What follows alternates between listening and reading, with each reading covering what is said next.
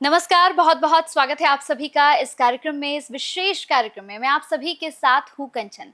आज का जो ये कार्यक्रम है ये और भी ज़्यादा ख़ास और भी ज़्यादा विशेष होने जा रहा है, क्योंकि हमेशा जब भी आप सभी के सामने मैं कार्यक्रम लेकर आती हूँ तो वो सभी कार्यक्रम जो होते हैं वो आध्यात्म से जुड़े हुए होते हैं, वो भक्ति से जुड़े हुए होते हैं और आपको बहुत सारी जानकारियाँ देकर जाते हैं। बहुत सारे ऐसे रहस्यमय सवाल मैं अपने कार्यक्रम में पूछती हूँ जिन्हें अक्सर आप नहीं समझ पाते हैं या फिर उन्हीं चीज़ों में कहीं न कहीं आप गलतियाँ कर देते हैं। तो आज भी एक ऐसा ही कार्यक्रम आप सभी के समक्ष में लेकर हाज़िर हूँ जिसमें हम बात करेंगे शारदीय नवरात्रों को लेकर, क्योंकि अक्सर नवरात्रों के 9 दिनों में दर्शकों आप कुछ ना कुछ ऐसा कर जाते हैं जिसकी वजह से आपको कहीं ना कहीं मुश्किलों का सामना करना पड़ता है और फिर आप ये कहते हैं कि माता रानी के हमने तो 9 के 9 व्रत किए, हमने तो विधि विधान से पूजा अर्चना की, लेकिन फिर भी माता रानी ने हमें आशीर्वाद क्यों नहीं दिया। अरे भाई, कैसे आशीर्वाद देंगी जब उन 9 दिनों में ही कहीं ना कहीं आप कुछ ना कुछ गलत कर रहे हैं। तो आज इस पूरे कार्यक्रम में आपको बताया जाएगा कि ये जो 9 दिन है ये कितने विशेष है और आपको इन 9 दिनों में क्या क्या करना है, क्या क्या सावधानियां रखनी है। तो मेरे साथ जो मेहमान हैं वो बहुत ही खास हैं और आज वही तमाम रहस्यमय सवालों से यहाँ पर हमें उनके जवाब देने वाली हैं, उनसे पर्दा उठाने वाली हैं। मेरे साथ आचार्य सावी जी हैं। बहुत बहुत स्वागत है सावी जी आपका। नमस्कार, धन्यवाद और सभी दर्शकों को जय माता दी। बिल्कुल।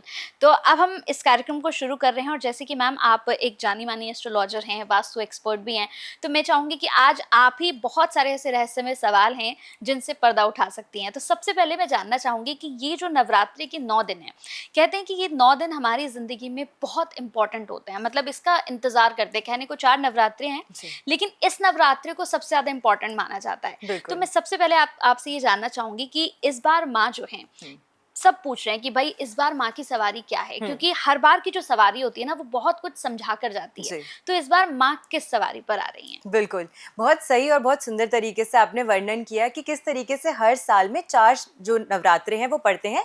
2 गुप्त नवरात्रे होते हैं और फिर चैत्र और शारदीय नवरात्रे होते हैं। और इस बारी के जो शारदीय नवरात्रे हैं उसमें सबसे पहले तिथि वृद्धि है, यानी कि नवरात्रि का मतलब होता है नवरात्रि, 9 रात्रि। लेकिन इस बारी ये जो तिथि वृद्धि होने की वजह से तृतीया तिथि जो है नवरात्रि की वो वृद्धि में आ रही है। सबसे पहले मुझे पता है कि हर व्यक्ति जो है इस समय के दौरान और स्पेसिफिकली अगर हम बात करते हैं इस साल, क्योंकि बहुत ज़्यादा उथल पुथल के साथ निकला है, तो हर कोई बहुत कॉशियस है, क्यूरियस है, हर किसी को जानना है कि अब आगे क्या होने वाला है। देखिए, लास्ट ईयर जब शारदीय नवरात्रे हुए थे तो उसमें माता रानी की जो सवारी थी वो पालकी थी और पालकी की सवारी को अशुभ संकेत वाली सवारी माना जाता है। लेकिन इस बारी माता रानी ने भी अपने भक्तों का बहुत इम्तिहान ले लिया और अब वो चाहती हैं कि आप सभी के जीवन में वो बहुत सारी खुशियां और ब्लेसिंग्स लेकर आए। तो सबसे पहले इसीलिए इस बारी जो नवरात्रि पड़ रहे हैं, शारदीय नवरात्रि, उसमें माता रानी की जो सवारी है वो गज है, यानी कि हाथी पर सवार होकर माता रानी जो है वो आ रही हैं। और जब गज पर सवार होकर माता रानी आती हैं तो इसे बहुत ही ज्यादा शुभ संकेत माना जाता है। दूसरी चीज, इस बारी नवरात्रि में वृद्धि है तो वो भी शुभता प्रदान करने वाला होता है। तो आपके मन में जो भी संकोच थे, जो भी सवाल थे कि इस बारी क्या होने वाला है, आगे क्या हमें देखने को मिल सकता है, उसमें मैंने सबसे पहले आपको ये बता दिया कि ये शुभ संकेत लेकर आ रहे हैं। दूसरी चीज अगर हम बात करते हैं कि नवरात्रि का ये जो समय होता है, आपने बहुत सुंदर तरीके से कहा कि बहुत सारे लोग होते हैं, पूजा करते हैं, अर्चना करते हैं, लेकिन कहते हैं कि मैम हमें फल नहीं मिला। या कई भक्त ऐसे भी होते हैं जो इस आस में होते हैं कि किसी ना किसी प्रकार से, चाहे स्वप्न में या कोई ऐसी उनके आसपास झलकी हो जिससे उन्हें ये स्मरण हो कि माता रानी उनके आसपास कहीं है, या इस तरीके की कोई चीज उनकी कोई भी ऐसी चीज है उनकी लाइफ में घटित हो। लेकिन कई बार ऐसा होता है कि छोटी छोटी चीजों का आप ख्याल नहीं रखते हैं। देखिए, सबसे पहले जब आप व्रत रखते हैं तो उसमें बहुत इंपॉर्टेंट होता है कि आप सिर्फ शारीरिक शुद्धि ही नहीं, मानसिक विचारों से भी शुद्ध हो। तो अगर आपके मन में राम का नाम है, आपके मन में माता रानी का स्मरण है, लेकिन आपके मन में कहीं ना कहीं ये भी भावना चल रही है उस टाइम पे कि वो सामने वाला व्यक्ति तो बहुत आगे निकल गया, पर आपके मन में ईर्ष्या की भावना है, तो आप चाहे मुंह से इस बात को ना बोले, लेकिन भगवान और यूनिवर्स जो है वो एनर्जीज पे ही सब चीजों को समझ जाते हैं। तो आपके मन में सबसे पहले जो है हर तरीके के शुद्ध विचार जो है वो आने चाहिए। ये सबसे ज्यादा महत्वपूर्ण होता है, क्योंकि इसी के पश्चात ये डिटरमिन होता है कि आपको कितना फल आपकी पूजा अर्चना का मिलेगा।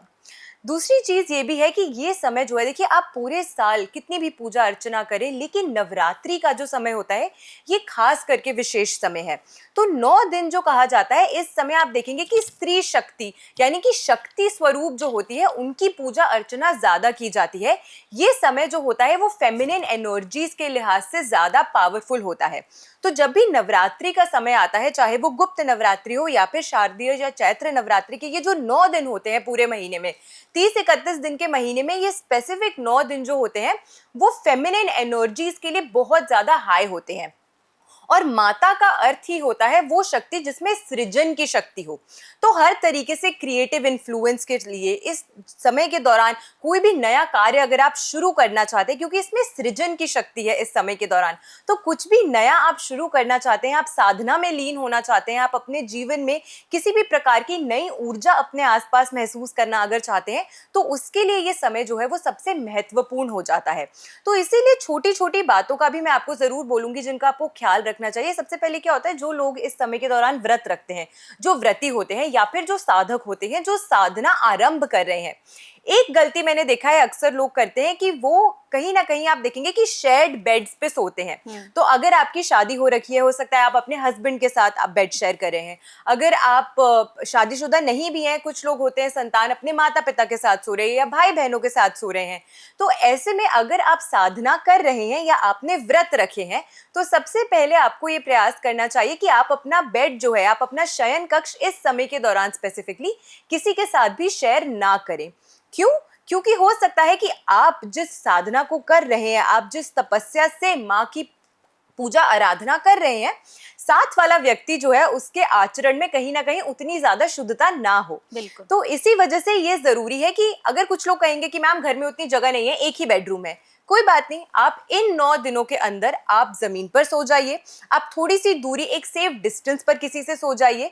तो इस तरीके से भी अगर आप इस नियम को फॉलो करते हैं तो उससे, क्योंकि क्या होता है कि इस समय के दौरान हो सकता है आपकी ऊर्जा इतनी अच्छी हो कि माता रानी वाकई आपको स्वप्न में दर्शन देना चाहती हो, लेकिन आसपास की जो ऊर्जा है आपके आभा मंडल को कहीं ना कहीं कमजोर करती है।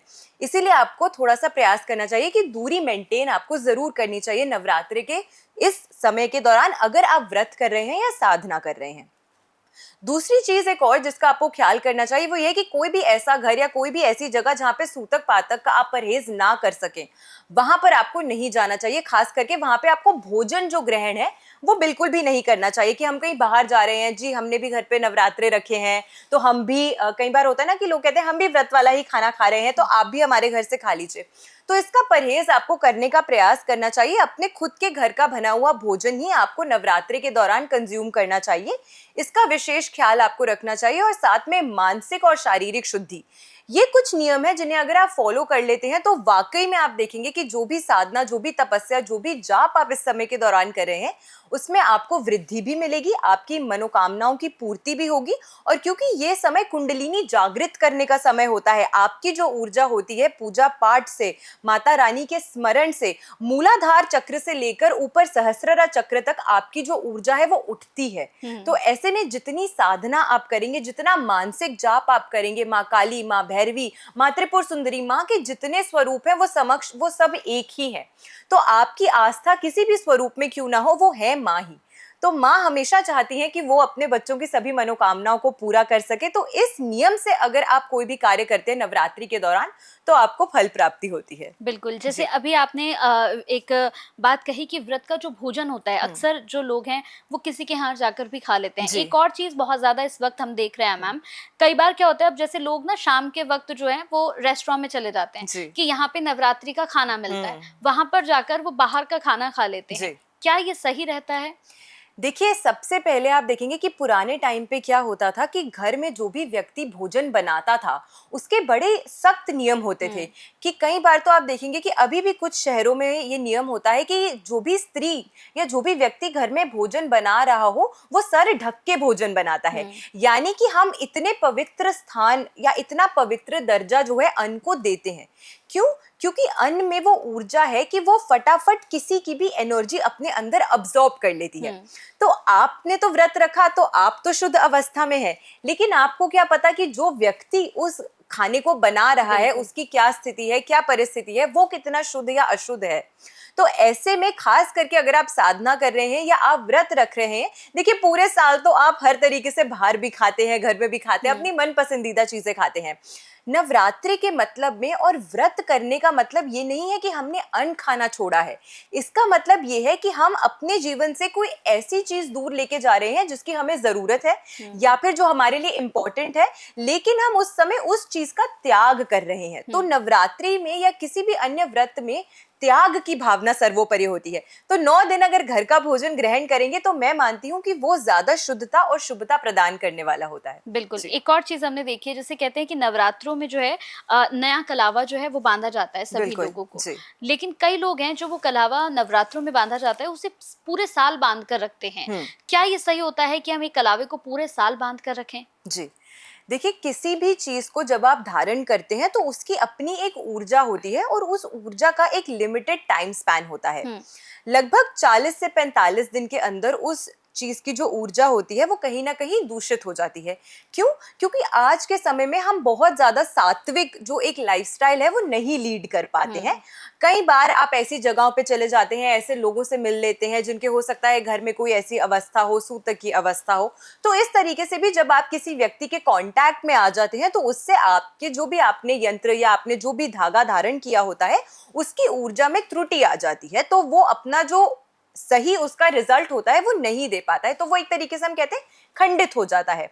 तो जब आप ऐसी व्यवस्था में आ जाते हैं कहीं ना कहीं, या ऐसी जगह आप चले जाते हैं अननोइंगली जहाँ पे सूतक की अवस्था हो सकता है आप किसी ऐसे व्यक्ति के घर चले गए जहाँ पे महिला गर्भवती है, जहाँ पे हो सकता है कि कोई ऐसी अवस्था में आप चले गए जहाँ पे आप हॉस्पिटल चले गए क्योंकि कोई बीमार है, या अन्य किसी भी अवस्था में कोई भी व्यक्ति आप जा रहे हैं, आ रहे हैं, किसी से मिल रहे हैं, तो इन सभी केसेस में, इन सभी सिनारियोस में आपका जो धागा होता है उसकी ऊर्जा कम हो जाती है, वो खंडित हो जाता है, वो दूषित हो जाता है। तो इसीलिए नॉर्मली 40 से 45 दिनों के अंदर ही आपको ये जो धागा है वो या तो चेंज कर लेना चाहिए या आपको बदल लेना चाहिए। और आप नवमी की तिथि जब भी आती है पूरे महीने में, तो नवमी की तिथि पे आप फिर स्वच्छ धारण जो आप धागा है वो धारण कर सकते हैं माता रानी का स्मरण करते हुए। बिल्कुल, बहुत अच्छा लगा आपसे मिलकर, और मुझे लगता है कि इस कार्यक्रम में जितने भी लोगों के मन में भ्रांतियां थी, कंफ्यूजन्स थी कि भाई हम कैसे नवरात्रि के 9 दिनों में पूजा अर्चना करें, माता रानी को कौन सा भोग लगाएं या फिर माता रानी को कौन सा पुष्प चढ़ाएं, क्या हमें करना है और क्या नहीं करना है, आप बस इस कार्यक्रम से ही समझ सकते हैं। इस पूरे कार्यक्रम में आपको यही बताया गया कि आपको कैसे पूजा अर्चना करनी है, माँ को क्या भोग लगाना है, क्या गलतियां आप कर रहे हैं। देखिए, गलतियां मत करिए, क्योंकि पूजा अर्चना हम जब भी करते हैं ना तो हमारा भाव जो होता है ना, हमारा भाव उस पूजा में निकलकर सामने आ जाता है, हमारी श्रद्धा निकलकर बाहर आ जाती है। तो प्लीज बहुत श्रद्धा से, बहुत भाव से पूजा करिए। और जैसे कि हमारी खास मेहमान ने बताया है, एक एक चीज का प्लीज बहुत ज्यादा ख्याल रखिएगा। बहुत बहुत थैंक यू, बहुत बहुत धन्यवाद मैम, आपने अपना कीमती समय दिया और इस कार्यक्रम को इतना स्पेशल बनाया। बहुत बहुत धन्यवाद। धन्यवाद। जय माता दी। जय माता दी।